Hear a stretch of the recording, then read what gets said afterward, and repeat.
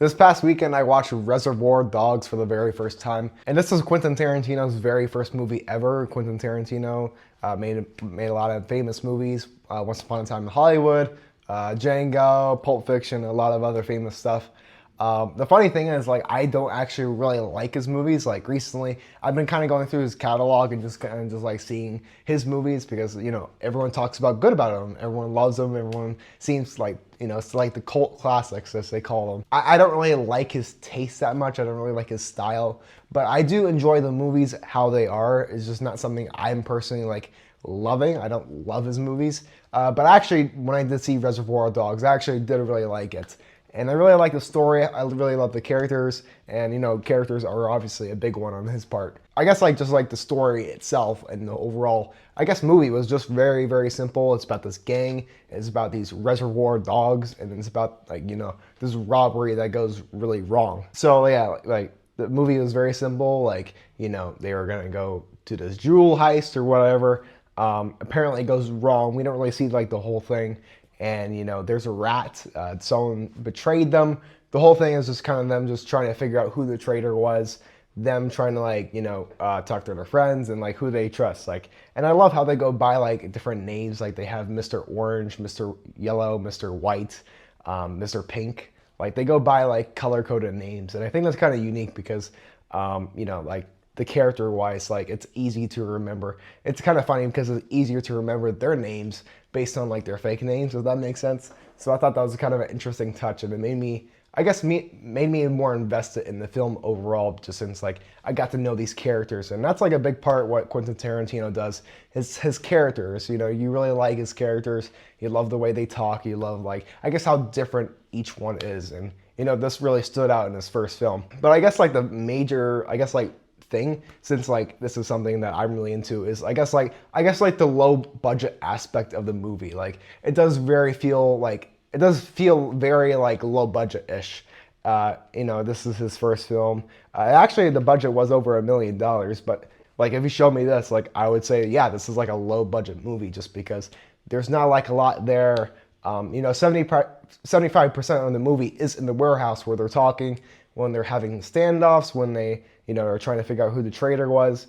And I guess like that's a rule of thumb when you're making like a low budget movie. Kind of like how I'm doing, since I'm doing like more research and I'm watching low budget movies. So this is kind of like, I guess, intertwined in it. It's kind of in that category now because I guess like the way I watched it, I had that viewer's perspective of like how to do like a low budget movie. So that's why I noticed certain things. Like the rule of thumb with like a low budget movie is, you gotta make sure like most of the movie is in like reachable locations. Preferably like the whole movie is in one location, or at least like 75% or 80%. Like a good example is this is Bad as Bad, like this one YouTube movie where 80% of the movie is taking place in this kitchen. And also like another one where Buried with Ryan Reynolds is the whole thing him in the coffin underground. It's just him with his phone, and that's like the only thing, and that's like a low budget movie as well. Like a lot of the scene is either in the warehouse, maybe some scenes outside and like some miscellaneous scenes, but most of the movie was in that location. I guess like the only major scene was the flashback scene where Mr. Pink is shooting the cops and stuff. And obviously when you have like the shootout scenes, obviously that gives away like the low budget aspect of it. One thing like a lot of low budget films do is like like especially for me, since like I base in my movies around like robberies and like guns and like gangs and stuff like that, and mafia. It's kind of like how Quentin Tarantino does, which is kind of funny because like even though I don't like steal people's ideas, whenever I do see like similar movies and stuff, great minds think alike or something like that. So I guess that's kind of like how I am with Quentin Tarantino, I guess.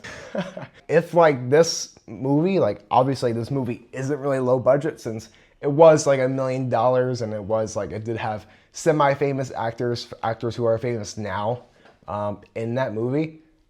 Just like considering, I guess like the tools they tools like mostly like just the simpleness of it, the simple story. Not many crazy scenes, like good storytelling. Another thing is like it kind of made me feel like I could make this movie. Like you know, I think technology has like advanced way much. I think most of that budget was, you know, some locations, obviously, the actors, and obviously like camera equipments and stuff like that. If you watch my channel, I do talk a lot about like making movies like with your iPhone, or if like you have like a camera around the house, just use that. I mean, like technology has advanced so much. Why not just use something that you have available to you, like your phone? You know, the camera quality is amazing. My films look absolutely great. I love like the film. I love the style. I love like how it looks. It looks phenomenal. Like you can just make stuff now, and if you have like a group of friends, and if you had some guns, you know, Nerf guns, let's not get some real guns. Another point is like don't go with guns around the street and like stuff. That's something I'm really like passionate about as well. Like don't use like props and stuff around, because you know you might get the cops called on you. But let's just say you had some Nerf guns and you spray painted them or something. You got some of your friends, you had some locations, and boom, you can make like this movie right now if you had to. If you, like, you know, you get some cop uniforms or whatever, it felt like you can make this movie right now. And I guess that's kind of like why I consider this one a low budget movie, is because it's a low budget movie done right. Like if you follow like the steps, and I guess like Quentin Tarentino did a great job on his first movie. He didn't go too high in his expectations. He didn't go too low. He had the right median, and he had a simple story with great characters, and you know it was very low budget also. And if you see his movies now are not low budget by any means. Like they're expensive movies.